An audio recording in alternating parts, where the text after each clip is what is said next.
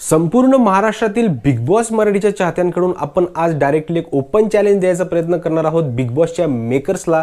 कारण की जर तुम्ही गेला सीझन बघितला, गेला सीझन म्हणजे बिग बॉस मराठी सीझन 4 जर तुम्ही बघायचा प्रयत्न केला असेल ना, तर त्यामध्ये तुम्हाला एक गोष्ट आढळली असेल की त्यामध्ये खूप सारे निर्णय जे आहेत ते असं बायस पद्धतीने घेण्याचा प्रयत्न केला होता। कारण की जर काही मागच्या मागे काही बोलणं झालं असेल या खेळाडूला किंवा या कंटेस्टंटला शेवटपर्यंत न्यायचं आहे आणि त्याला जिंकवायचं आहे, अशा पद्धतीचे हे कुठे ना कुठेतरी आपल्याला दिसत होतं आणि त्यामुळे प्रेक्षक खूप जास्त प्रमाणामध्ये बिग बॉसवर गेल्या वेळेस खूप चिडले होते आणि बघायचा देखील इंटरेस्ट पूर्णपणे कमी झाला होता।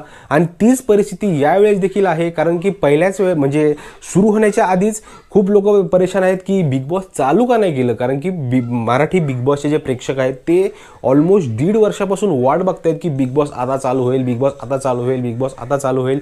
तर सगळ्यात मोठा आक्रोश तो देखील आहे त्या प्रेक्षकांच्या मनावर। तर मेकर्सला मी एक सांगतोय की आता तुम्ही जर एवढा लेट केला आहे ना, तर घराची डिझाईन, त्याच्यामध्ये येणारे कंटेस्टंट, त्याच्यामध्ये होणारे टास्क हे अतिशय उत्तम पद्धतीचे करायचा प्रयत्न करा। कारण की जर तुम्ही हे नाही केलं, जर तुम्ही या गोष्टीला इग्नोर करायचा प्रयत्न केला ना, तर यावेळेस देखील बिग बॉस मराठी सीझन 4 सारखी परिस्थिती यायचा पूर्णपणे चान्स आहे। कारण की ते अगोदरच तुमच्यावर भडकलेले आहेत आणि त्यांना आता तुमच्याकडे धरून ठेवायचा प्रयत्न हा तुम्हीच करू शकता। त्याच्यामागचं काय ते जे काय पावलं घ्यायचे आहे ते तुम्ही घ्या, घर छान बनवा, टास्क चांगले काय त्याला डिझाईन करा, चांगले कंटेस्टंट आणायचा प्रयत्न करा। कारण की आता कंटेस्टंट घ्यायचा प्रयत्न तुमचा चालू झाला असेल, अप्रोच करायच्या गोष्टी चालू झालेल्या असतील, तर त्यामुळेच अशा पद्धतीच्या प्लेयर्सला अप्रोच करा तिकडे की त्यांनी त्यांचा मोठा स्टारडमचा म्हणजे त्यांची जे फॉलोअर्स आहेत ते तिकडे येतील आणि जास्तीत जास्त प्रमाणामध्ये तुम्हाला तिकडे TRP भेटेल।